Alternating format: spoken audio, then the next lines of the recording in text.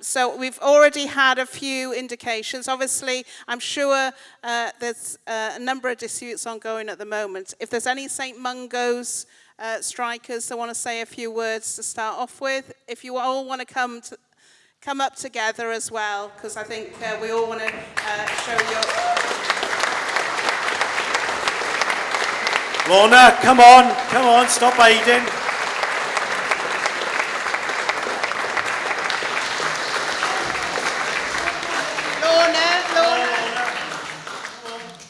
Got a bashful striker, have we? Come on. Comrades, come on. I'm here as a first-time speaker and I'm wearing 3 hats. So one is a delegate at Enfield Trade Council, the second is as a Unite steward, and last but not least, one of hundreds of Unite workers on indefinite strike for fair pay.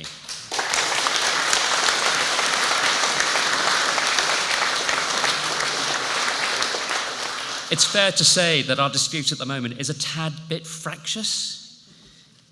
It got even more fractious earlier this week when at the meeting between the CEO, Emma Haddad, and Unite's representatives, she spent 25 minutes shouting and repeatedly swearing at the reps. So the meeting ended after 25 minutes. Why would anybody want to put up with that kind of behaviour? Fascinating. What was even more fascinating that she sent an email to the representatives apologising, saying, "This is not me, really. I'm just under so much pressure." Which she then compounded even further at a Q&A session the following day, which was where all staff were invited to ask questions, and where her behaviour at that meeting was raised. She said, "I'm only human." I'm very tempted at this point to start doing a rendition of the Human League song of the same name, but I won't. I'll spare you. But what her behaviour at that meeting shows is the absolute hypocrisy in so many ways of senior managers in organisations like St Mungos. She seems to forget that frontline workers are also human. They have to deal with challenging behaviour from people who are under the influence of drugs or alcohol or going through a mental health crisis. They are told that they have to be emotionally resilient, and yet Emma Haddad has the cheek on a salary of £189,000 a year, which is 10 times more than the lowest paid worker in St Mungos, to say, "I'm only human." We have a right to expect, and it's reasonable for us to expect, that somebody paid on that amount of money should have the emotional resilience to deal appropriately with a negotiation and treat us fairly in our pay claim.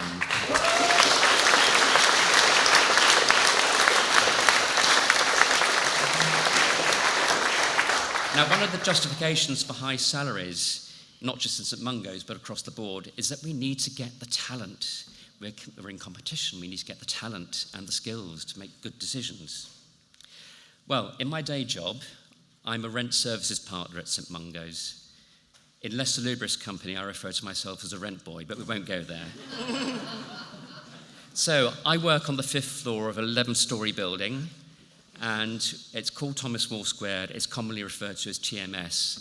And we now joke about it being called the Mare Celeste, if you forgive the spelling of the Celeste. The office is half used. It costs £1 million a year, and after COVID, we went to hybrid working. The office is half used. In fact, it's so quiet on a Friday, you can hold a circus in there and not disturb anybody. So, back in November 2021, senior manager decided to introduce a new rent system that didn't work. I'm not going to bore you with the cacophony of chaos that ensued when they introduced it, just to say that it cost the organisation £1.4 million to try and repair the damage that was done. In fact, it was irreparable, and they've gone back to the old rent system at the beginning of this financial year. Think about that for a moment. That £1.4 million could have been added to the consolidated pay offer they made, and we might not even have to go out on strike at all. That's the stupidity of the situation. It's the complete waste of money that they've spent on this system, and it shows that paying them more isn't necessarily getting quality we have the right to expect and deserve.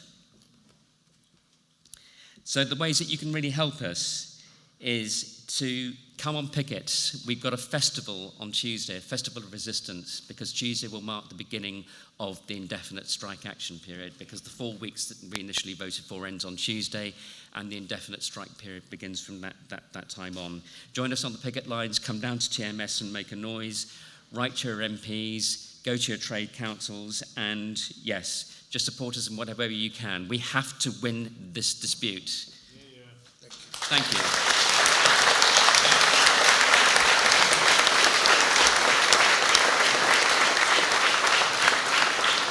Hello, comrades. I'm Alan Giddings. I'm a trade union rep at St Mungos. I've worked there full-time for over 21 years, and then I was made redundant. And now I work part-time as a mental health worker for South Camden local authority. I've been involved in many disputes at St Mungos over the years, many of them which we've won, but this one's different. And the different thing is I'm 60, and I'm getting on a bit, but we've got 18 trade union reps, many of whom are under 30 years of age, people who perhaps once wouldn't be involved in trade union politics, but they've been really galvanised, energised. And what I really look forward to, next to winning the dispute, is the fact that Mungos will be a different workplace now, because we've got this superb team of strong reps who will pass the baton on. Mungos is going to be a different workplace now, not just for staff, but for the bosses. The reps and the people on the picket line who are engaged in things such as governance. What the hell do the City of London financiers, what are they doing on the board? Padding their CVs more than likely, because I don't think they give a toss about homelessness. But these questions are being asked. The workplace is going to be really different, and that's what I'm really, really looking forward to. And I'm really proud that I've played my part in that. And as Rob spoke and all the other comrades have spoke today about, we need to organise, we need to be active, and it's trade unions which will bring the change to the country. And just in a small way, I think St Mungos as a charity will change too, because the workforce have been awoken and it's going to be different. So you're on notice, Emma Haddad. Thank you, comrades. Solidarity.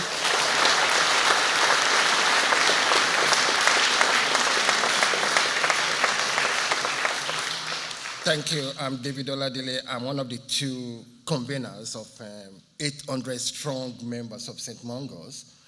And just giving solidarity from my co-convener, that's Jacob Sanders, who is unable to come here today, and have to leave you too because I have my grandchildren at the airport.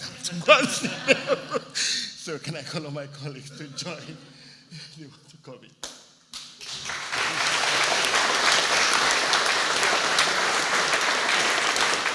Sorry, our battle is strictly on a 21-22 financial settlement.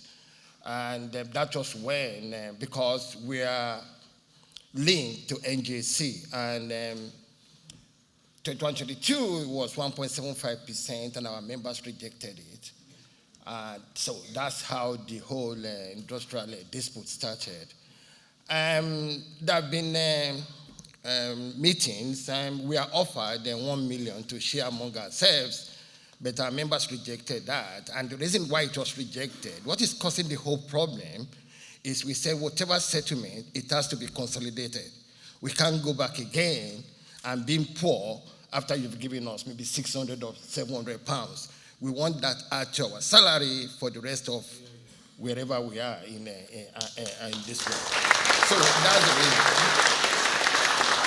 And our members have now voted for indefinite strike.